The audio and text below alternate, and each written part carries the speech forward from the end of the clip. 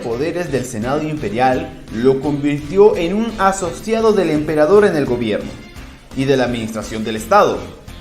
Por eso el Principado también se denomina diarquía, porque la dirección del Estado estaba dividida esencialmente en dos órganos, el príncipe y el Senado. Este organismo, que en los primeros años del imperio compartió el gobierno con el príncipe, se convirtió con el correr del tiempo en un cuerpo servil de los mandatos de este, cuyos miembros los nombra y remueve a su antojo. Las funciones esenciales del Senado son la creación de normas jurídicas a través de los Senado Consultos, la elección de las antiguas magistraturas republicanas, la representación penal en caso de delitos públicos, entre otros.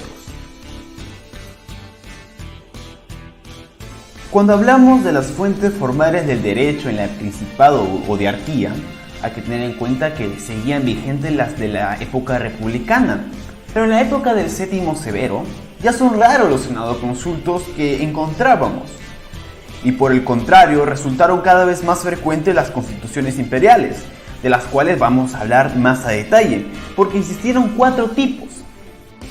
Un tipo de constitución imperial era los de edicta, que son disposiciones semejantes a los editos de los magistrados, o sea, comunicaciones efectuadas de forma directa al pueblo, aunque los editos del emperador no tuvieran de carácter jurisdiccional, y su contenido fue derivado a otras cosas. Por ejemplo, podrían aludir a asuntos de administración provincial, a materias de derecho privado, a concesiones de ciudadanos, entre otros. Otro tipo de constitución imperial son los de tipo mandata, que consistían en instrucciones dirigidas a funcionarios, principalmente a gobiernos de provincia. Otro tipo también de constituciones imperiales serían los de decreta. Eran decisiones judiciales tomadas por el emperador como magistrado supremo de un juicio. Finalmente estaban las constituciones imperiales de restricta, que son las respuestas del emperador a un funcionario o a un particular acerca de una cuestión de derecho que se presta a una consideración. De manera resumida, estos serían todos los hechos importantes en cuanto al Principado o diarquía, pues ahora veremos la siguiente etapa final del imperio, denominada Imperio Absoluto o Dominato.